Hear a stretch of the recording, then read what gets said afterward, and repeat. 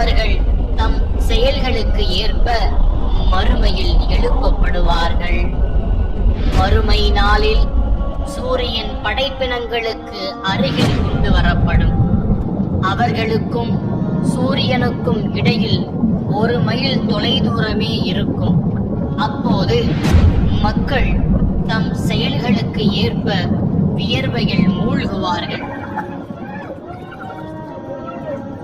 சிலரது வியர்வை அவர்களின் கணுக்கால் வரையிலும், சிலரது வியர்வை முழங்கால்கள் வரையிலும், சிலரது வியர்வை இடுப்பு வரையிலும், சிலரது வியர்வை வாய் வரையிலும் எட்டிவிடும். சில முகங்கள் அந்நாளில் சோகமயமாக இருக்கும்.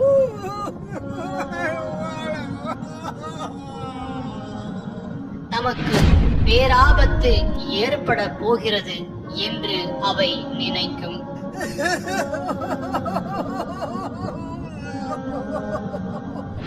சில முகங்கள் வெண்மையாக திகழும், வேறு சில முகங்கள் கருத்திருக்கும். அவரவர்கள் பாவத்தின் காரணமாக நிற்பவர்களின் நிலை இதோ. போதனையை புறக்கணித்தவர்களின் நிலை. எனது போதனையை புறக்கணிப்பவனுக்கு நெருக்கடியான வாழ்க்கை உண்டு. அவனை கியாமத் நாளில் குருடனாக எழுப்புவோம். என் இறைவா, நான் பார்வையுடையவனாகத்தான் இருந்தேன், ஏன் என்னை குருடனாக எழுப்பினாய் என்று அவன் கேட்பான். அப்படித்தான் நம்முடைய வசனங்கள் உன்னிடம் வந்தன. அதை நீ மறந்தவாறே இன்று மறக்கப்படுகிறாய் என்று அல்லாஹ் கூறுவான். கொலையாளிகளின் நிலை.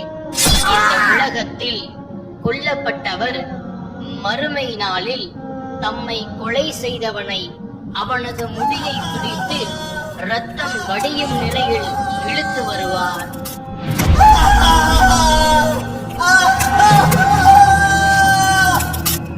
வட்டிக்காரர்களின் நிலை. வட்டியை உண்போர் மறுமை நாளில் ஷைத்தான் தீண்டியவனை போல் பைத்தியமாகவே எழுவார்கள்.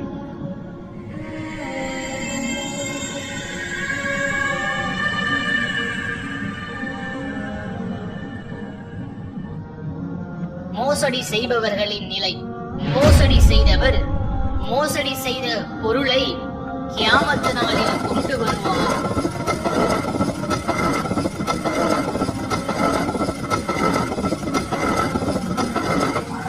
தேவைக்கு அதிகமாக யாசிப்பவனின் நிலை. தம் தேவைக்கு அதிகமாக மக்களிடம் யாசிப்பவன் தன் முகத்தில் சிறிதளவு கூட சதை இல்லாதவனாக மறுமை நாளன்று வருவான்.